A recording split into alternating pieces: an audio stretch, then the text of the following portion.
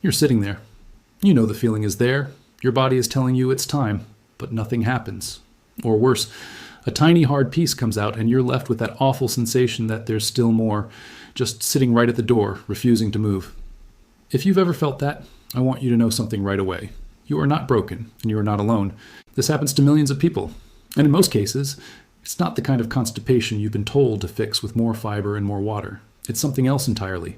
And once you understand what's actually happening, the fix is often shockingly fast. In the next few minutes, I'm going to walk you through exactly why this happens, what you can do about it tonight if you stuck right now, and just as important, how to stop this from becoming a monthly or even weekly ordeal. Here's the thing most people never get told, not by a pharmacy shelf full of laxatives, not by a rushed doctor's visit, and definitely not by well-meaning advice from friends and family. This specific pattern, stool that reaches the exit and then simply refuses to leave, has a completely different explanation than the constipation most advice online is written about.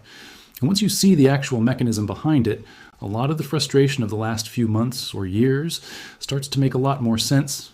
Let's start with the piece almost nobody explains properly. There isn't just one type of constipation. There are two, and they behave completely differently.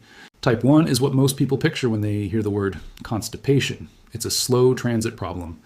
Stool moves sluggishly through the large intestine, loses moisture along the way, and by the time it's ready to exit, it's already firm and compacted. This is the type that responds to the advice you've heard 1,000 times. More fiber, more fluids, more movement, maybe a mild laxative.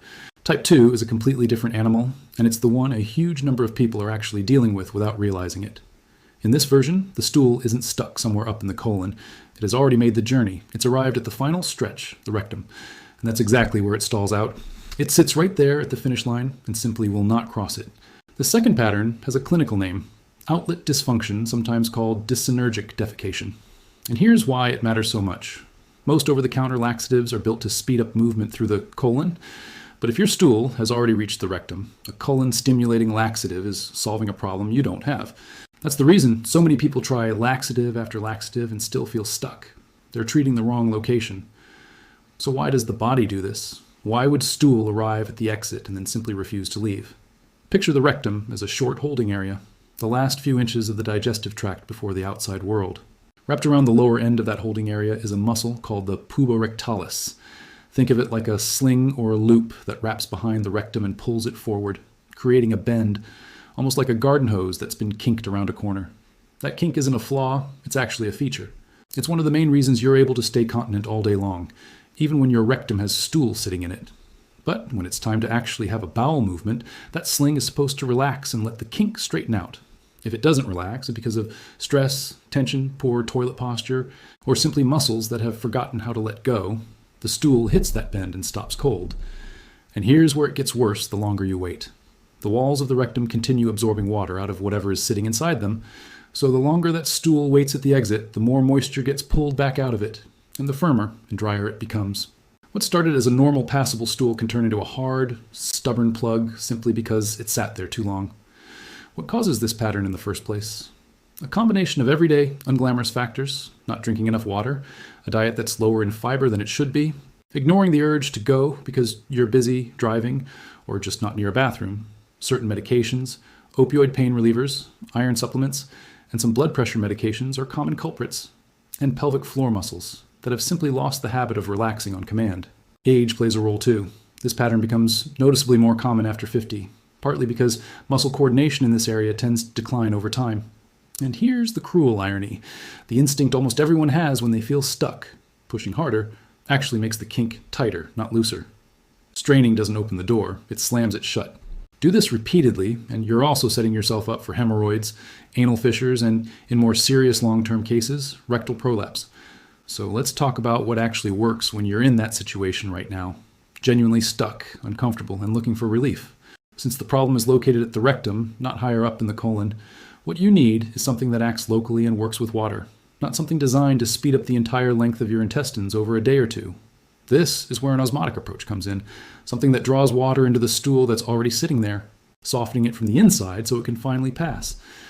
One option many people find effective is magnesium hydroxide, commonly sold as milk of magnesia. Taken in a small amount, many product labels suggest around 1 teaspoon for occasional use, On an empty stomach with a full glass of water, it works by pulling fluid out of the surrounding tissue and into the stool itself. Many people notice results anywhere from 30 minutes to a few hours later. I want to be very clear here. This is general education, not a personal medical recommendation. Always check the product label for correct dosing. And if you have kidney disease, heart conditions, or take medications that affect your electrolyte balance, talk to your doctor or pharmacist before using any magnesium-based product. Magnesium is cleared from the body by the kidneys, and if kidney function is reduced, magnesium levels can rise to unsafe levels. This applies to everyone, but especially to older adults and anyone managing a chronic condition. More is not better with this approach. Taking more than the recommended amount doesn't work faster. It just increases the risk of cramping, loose stools, and electrolyte disturbances. This is meant to be an occasional rescue, not a daily habit. There's also a second option that many people find even faster because it works exactly where the problem is located, a glycerin suppository, available at any pharmacy without a prescription. Inserted directly into the rectum, it draws water into the stool locally and gently encourages the rectal wall to contract. Many people notice relief within 15 to 30 minutes, often the fastest route when the blockage is sitting right at the exit. One thing I'd encourage you to be cautious about, especially as a repeated habit, is relying on harsh stimulant laxatives, the kind that work by irritating the bowel wall into contracting forcefully. Used occasionally, they're generally fine. Used constantly, they can lead to cramping, urgency, and in some cases, a bowel that becomes dependent on stimulation to function at all.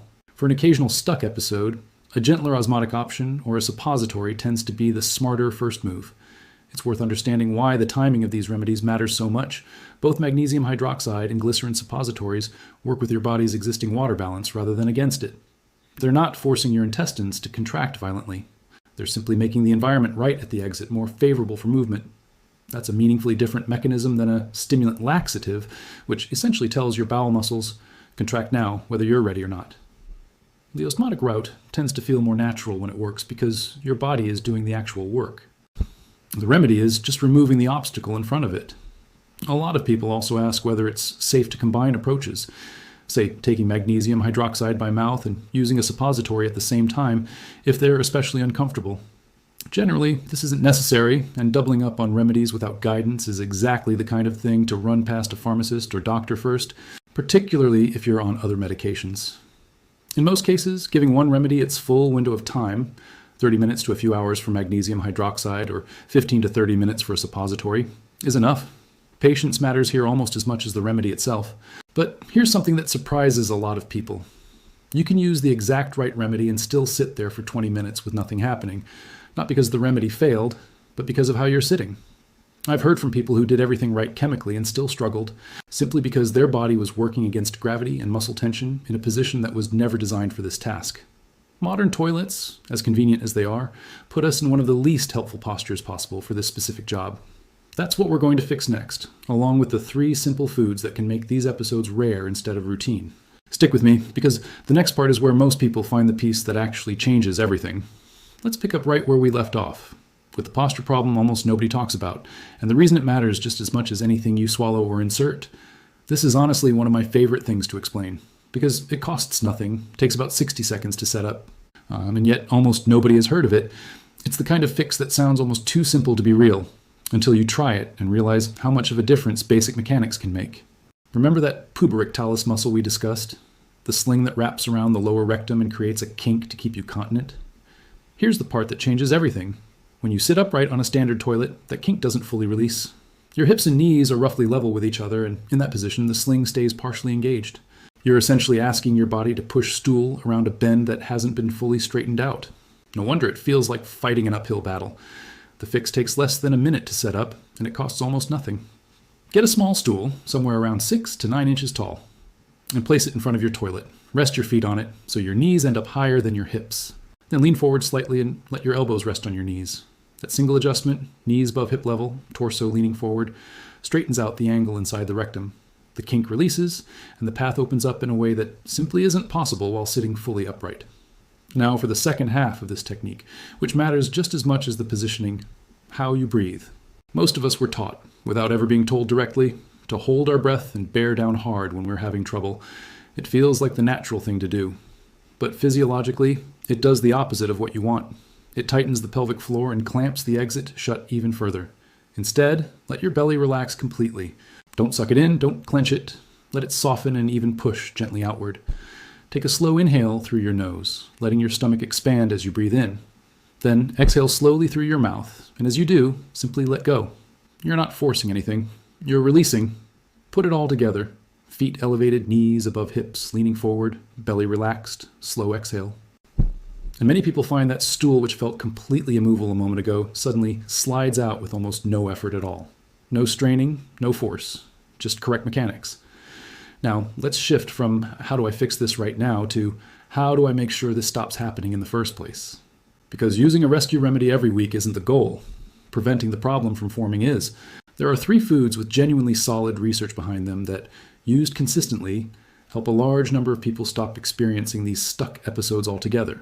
The first is kiwi fruit. 2 kiwis a day. Many people find eating them in the evening works well, has been studied for its effects on stool frequency, consistency. Kiwi contains a distinctive mix of soluble fiber, water-binding compounds, and a natural enzyme called actinidin, which appears to support smoother digestive movement. If you can tolerate the skin, eat the fruit whole. A meaningful portion of the fiber sits there. If not, scooping out the flesh with a spoon still gives you most of the benefit. The second is ground flaxseed. 1 to 2 tablespoons daily, stirred into water, yogurt, oatmeal, or a smoothie, is a common starting amount. The word ground matters here. Whole flax seeds tend to pass through the digestive tract, largely intact, without releasing much of their benefit. Ground flaxseed, on the other hand, provides soluble fiber that absorbs water and forms a soft, gel-like consistency.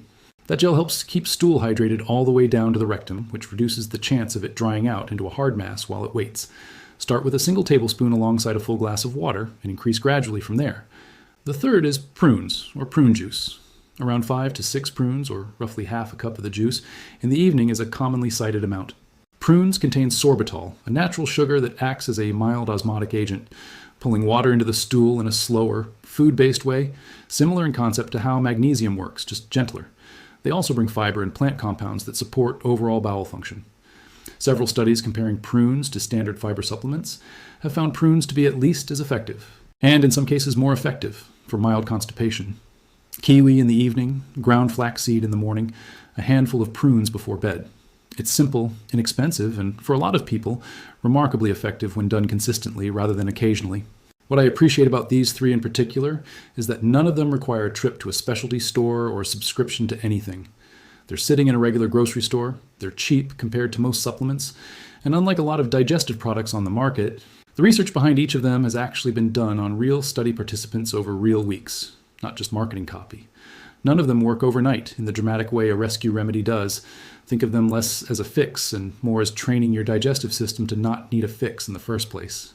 It's also worth mentioning that consistency matters more than perfection here. Missing a day of flaxseed or skipping the kiwi one evening isn't going to undo weeks of progress.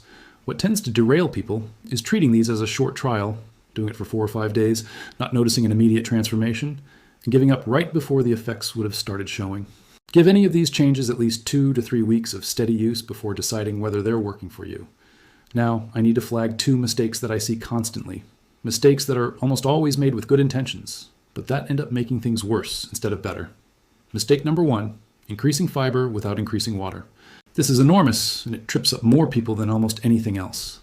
Fiber's whole job is to absorb water and create a soft, bulky stool that moves easily. But if you dramatically increase your fiber intake without also increasing your fluid intake, you get the opposite effect. The fiber pulls whatever moisture is available and becomes dense and difficult to move, sometimes making things worse than before you started. A reasonable target for most adults is somewhere around 25 to 30 grams of fiber a day, paired with roughly 6 to 8 cups of water. If you're larger, more physically active, or in a hot climate, you'll likely need more fluid than that baseline. Mistake number 2, ramping up too quickly. People hear that fiber is beneficial and triple their intake overnight, expecting fast results. What usually shows up instead is bloating, gas, cramping, and sometimes a worse bout of constipation than they started with. The gut needs time to adapt. Adding roughly 5 extra grams of fiber per week is a much more sustainable pace, and it gives your digestive system time to adjust without the discomfort. And then there's a habit that's easy to overlook, but might matter more than all the food-related advice combined: honoring the urge when it shows up. The rectum has a built-in signaling system. When it fills, it sends a message to your brain that it's time.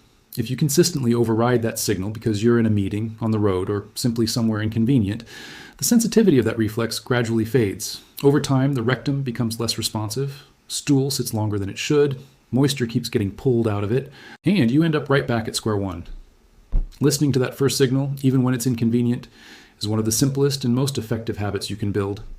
In the final part, we're going to cover something just as important as everything we've discussed so far, the warning signs that mean this isn't just a mechanical issue, and when it's time to see a doctor rather than try another home remedy.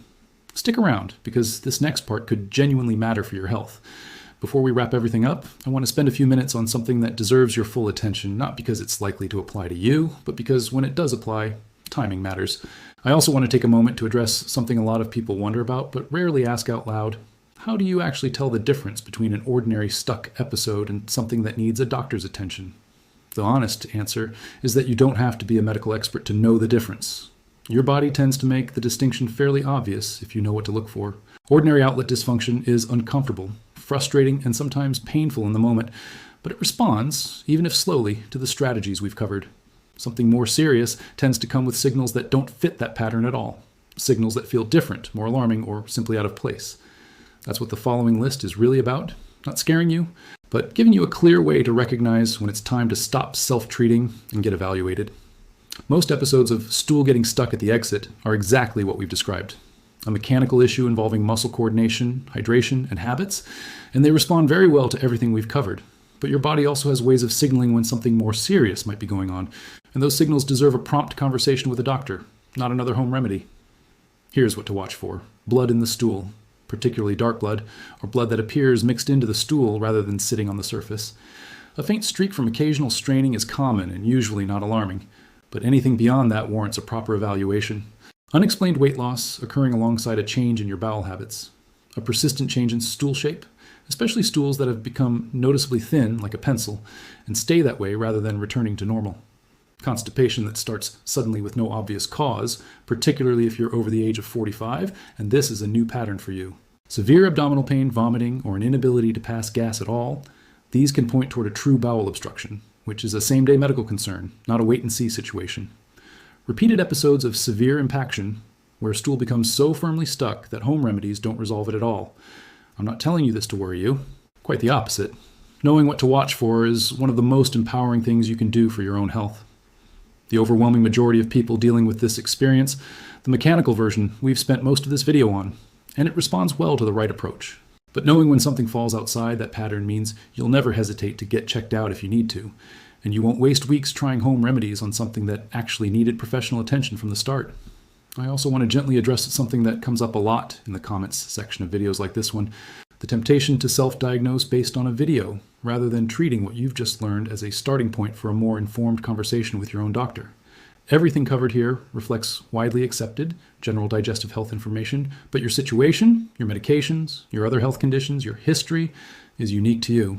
If these episodes are becoming frequent, if the remedies we've discussed aren't giving you consistent relief, or if you simply want reassurance, a conversation with a physician is always a reasonable next step, not a sign that something has gone wrong with your self-care. It's also worth remembering that pelvic floor physical therapy exists specifically for this kind of issue, and it's underused. If posture and breathing adjustments help but don't fully resolve things, a pelvic floor therapist can work with you directly on retraining. The coordination between the puborectalis muscle and the rest of the pelvic floor, essentially teaching your body to relax on command again the way it used to. This isn't an admission of failure, it's simply targeted rehabilitation for a set of muscles that, like any other muscle group, can lose coordination over time and can also relearn it with the right guidance. So let's bring everything together into one clear picture. Stool that gets stuck at the rectum is a genuinely different problem from ordinary slow transit constipation, and it needs a different kind of solution. That's exactly why so many people try laxative after laxative aimed at the colon and still feel stuck. They're treating the wrong location entirely. If you're dealing with it right now, an osmotic option like magnesium hydroxide, taken according to label directions on an empty stomach with a full glass of water, or a glycerin suppository for something faster and more localized, are reasonable places to start always checking with a doctor or pharmacist first if you have any underlying health conditions or take regular medications. Just as important as what you take is how you sit. Feet elevated on a small stool, knees above your hips, leaning forward, belly relaxed rather than clenched, breathing out slowly instead of holding your breath and straining. This alone resolves a surprising number of stuck episodes without anything else, and it costs you nothing but a few minutes to set up. And to keep it from becoming a repeat problem, kiwi in the evening, ground flaxseed in the morning, a few prunes before bed, fiber increased gradually alongside plenty of water, and maybe most importantly, responding the first time, your body signals that it's time to go, rather than waiting for a more convenient moment that may never come. None of this requires a complicated overhaul of your life. It doesn't require cutting out entire food groups, spending money on expensive supplements, or rearranging your schedule around your digestive system. It requires a handful of small, specific, evidence-informed adjustments, applied consistently, and a willingness to pay attention to what your body is actually telling you rather than pushing through it. That combination, awareness plus consistency, is quietly more powerful than almost any single remedy on its own. If you take away just one thing from this video, let it be this. Stuck stool at the exit is rarely about willpower, and it's almost never about not eating enough vegetables. It's about coordination between muscles that need to relax, moisture that needs to stay in the stool long enough, and a body that needs to feel heard the first time it asks for something. Fix the coordination, and the frustration tends to disappear along with it. Your body isn't working against you here. It's giving you information the whole way through. You just need to know how to read it, and now you do. If this video gave you something useful, do me a favor and hit that like button. It genuinely helps this information reach other people dealing with the exact same frustrating issue. Subscribe if you'd like more clear, practical health breakdowns like this one, and if you know someone who's been quietly struggling with this, go ahead and share it with them. It might be exactly what they needed to hear today. Thanks for watching, and I'll see you in the next one.